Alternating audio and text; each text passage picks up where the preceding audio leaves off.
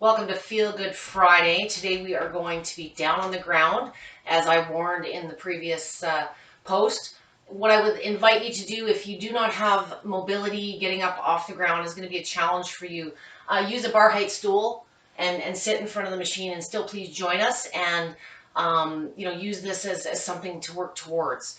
If you do not have the range of motion to get down on the ground, work on those squats, work on those pelvic tilts, anything you can do to increase the range of motion in that pelvic area. The squats are not only going to burn calories, but they're really going to help build up that leg strength to help you. It's never the getting down on the ground, it's the getting back up that presents a challenge. Today I'm working on a Life Pro Rumblex. I'm going to be working in oscillating mode, because that's what many of us have to work with. So the only accessories you will require today possibly are a mat. We're going to be on the machine, so depending on the surface of your machine. And if I haven't shown you this already, this is a swimming pool noodle, cleverly designed and cut with a serrated steak knife. The width of your machine, we're going to use this for targeting some specific areas. So we're going to start with a calf massage. And there can be a little bit of a flow. Massage can be used in complement to maybe an exercise program you're doing on your machine or elsewhere. It can serve as a warm-up. It can manage pain. You can use it to target swelling. And depending on the machine that you're working with, if you are working with a low-frequency machine, I want you in the mid to higher speed ranges. You'll find when you're putting body parts on versus standing and doing a weight-bearing position, your tolerance will be very different. So, and if you need padding on your machine, if you have some painful lymphomas, you may want to place your mat for one or any of the exercises today. I would like you to get your machine going on the mid speeds. So if you've got 50 speeds or levels, you're going to be in the 20 to 30 range. If you've got 100 speeds, I want you in the 40 to 60 range. If you're using a high frequency platform, you can do the same frequency. You're going to be at about the 12 to 14 hertz range. If you are wanting to use higher frequencies for your massage on higher frequency platforms, I would recommend reducing time. So standard equipment, what most of us are using here on this page, probably 2 minutes per body part would be sufficient. I'm going to set my machine, this one has 60 speeds, so I'm going to set mine at about 35. And just like when you're standing on the machine, the wider the V in your legs, the more you're going to shake. If you want less, bring your feet closer. You'll notice my heels are just off the platform. You don't want your heels bouncing all over. So just past. And depending on your range of motion, your back, you may want to sit up on a block or something, an aerobic step to get you level with the machine. For something like a calf massage, if you really want to get lazy, you could lay right down on the ground. Lift your bum up off the ground. You can move your ankles. As I always encourage, experiment responsibly. If it feels good, do more of it. If it doesn't feel good, try something else. So calves are just relaxed. If you have tension in your calves, you deal with sciatic issues, you can do a little stretch, pull those toes towards you for 3 to 5 seconds and release. You can also point. Maybe you're doing some knee rehabilitation or you want to stretch those the shins. So you can do these little rotations if you like. You can stretch for the toes, make it a little deeper. You'll feel that in the hamstrings as well. The next position we're going to move on to is a variation of that. I have bad knees, so I'm taking my crusty pool noodle. There's certain body parts, the arches of the foot, the back of the knees, that don't lay directly on the machine. So in this same position, I'm just moving up a little bit, and I'm wedging this pool noodle under the back of my knees. You can continue, maybe do some raises. Okay, you could do this again, more laid down. You could do some rolling. Okay. Some of this will require upper body strength, yes, I know, but I'm trying to inspire you and give you things to work towards. So, but for me, if I've overdone it, if I've got some swelling in the knee, you guys might have those pockets in the back. This is a comfortable way to just target that directly.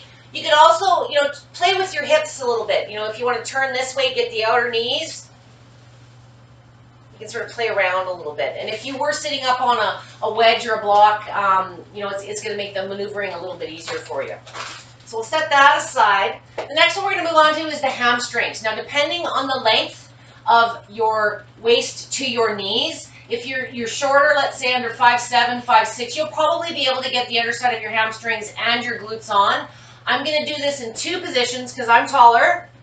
So I'm moving up, and the hamstrings are on the machine. My glutes are hanging off the machine, as is my spine. If you want a little bit of movement incorporated into the upper body, we know how to sit on our hands.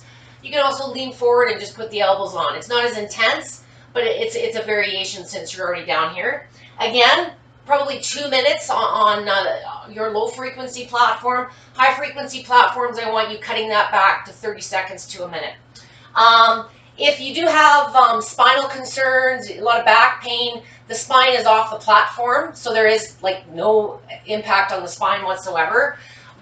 Moving forward and getting the glutes on, there is a little bit more movement, so you'll feel the hips, a little bit more movement, a little bit more through the torso and the shoulders. Again, you could lean forward, do some stretching, maybe just lean, or if you don't like the head vibration, just lean your head right out of the equation. And you on this one again, you can lean a little bit. Let's get the glutes in there, okay? About 2 minutes of pose. Now the next one's going to require some upper body strength. You'll notice I have the buttons for my machine. I'm kind of facing the opposite way that you would think.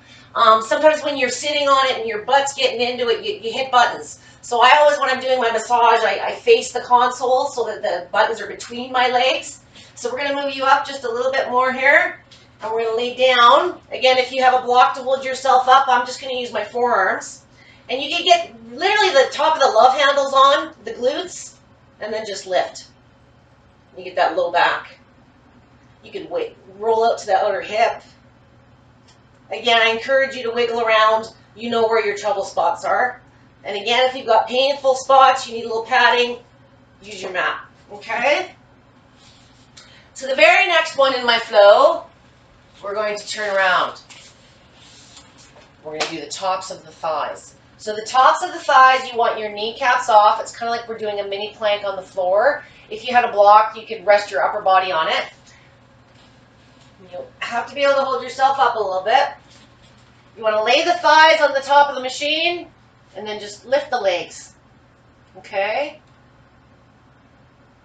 Keep them, I like them lifted. And the kneecaps are just off. Again, if you want more shake, widen up your legs.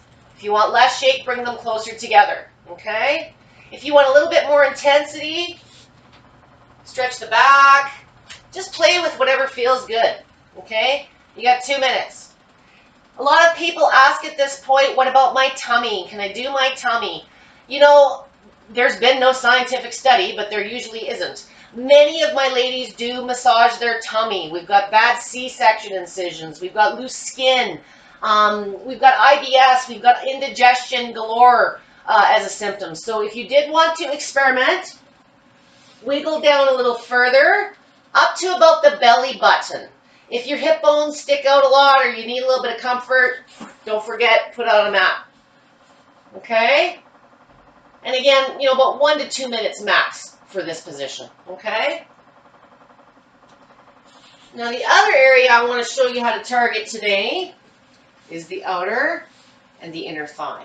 So to get the outer thigh, we are going to, and you could do this from your low back position. I guess I didn't do the best order. I want your hip, oh. Hang on, I hit the button, see what I mean?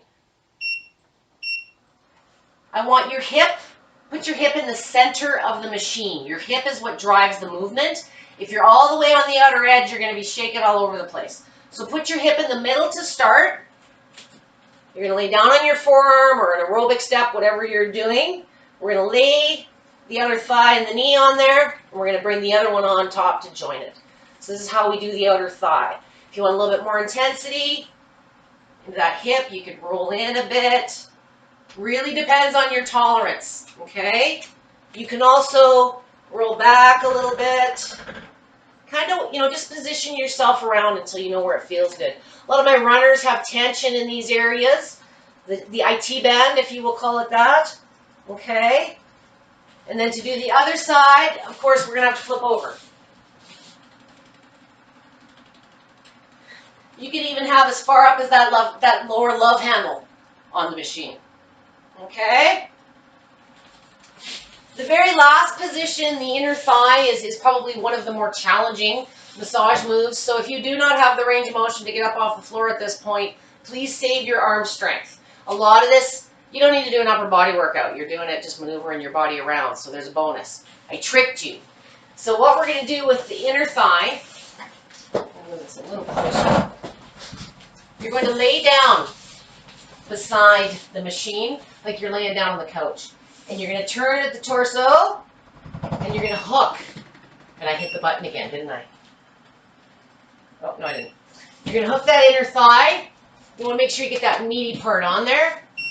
And then just keep turning. And you're just going to rest on your hands. So you're going to get that inner thigh. And do that again about 1 to 2 minutes per body part.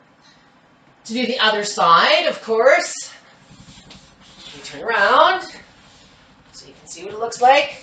We're going to get right up close, drape that up over there, and keep turning. Okay. Again, you will require some upper body strength to maneuver through these positions.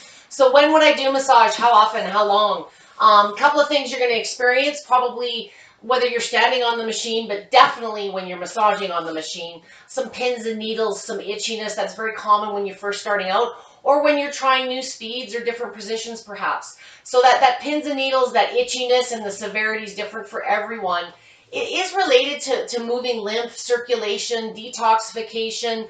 In extreme cases, it could be neurological systems firing and regaining communication pathways. So, I've seen all kinds of things improve, but that itchiness, that pins and needles, it will dissipate if you can stick with it and push through. Probably by the 1 to 2 week mark with regular use, that you won't even notice the itchiness anymore.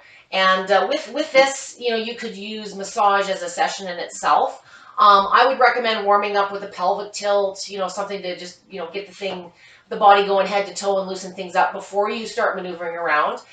If you are active and likely if you're able to get down on the ground, you're doing some form of activity now. You could use this as a warm up, to other things, the gym, your walk. You could also use it as a recovery. A lot of my gym goers love to use it just to expedite recovery. You don't have to hurt. The old days of, doing squats and push-ups and hurting the next day, you don't need to. Don't suffer. I don't do all of the massage positions all of the time. Everybody's got their few areas that they're wanting to target. But primarily, the massage started as an aesthetics treatment to treat cellulite, as a post-treatment to, some of the non-invasive lipo treatments. I certainly used it in my shop back in the day with my LED lipo machine. And I have about 2 or 3 regular massages that I do, but I don't do a whole massage session outside of maybe once in a while as its own session. My regulars, I like sitting on it. I like doing the back of my hamstrings. I get tension, and that's where I tend to have the lumps and the bumps. And I do have some awesome varicose veins on the shins, so it's not uncommon to see me kneeling on the machine and doing my shins. So, and I can show you what that looks like, because I probably didn't. This one you definitely would want to mat up, and I'm just sitting on my shins. If that's too hard on the knees, you can come up into that cat-cow, as we did in last week's session. So, again, you are only limited by your imagination and your range of motion, which will improve with continued use. So, stick to those squats. Not only are they going to make you stronger to get you up off the floor, but they're going to help with that range of motion. And, this is something to work towards. And if you have any questions, if there's any specific, concerns that you may have, please message me. Or if you are looking for a consultation, you want to do a one-on-one and just get a little bit more personal guidance, I am available to this group as a resource for one-on-one bookings as well.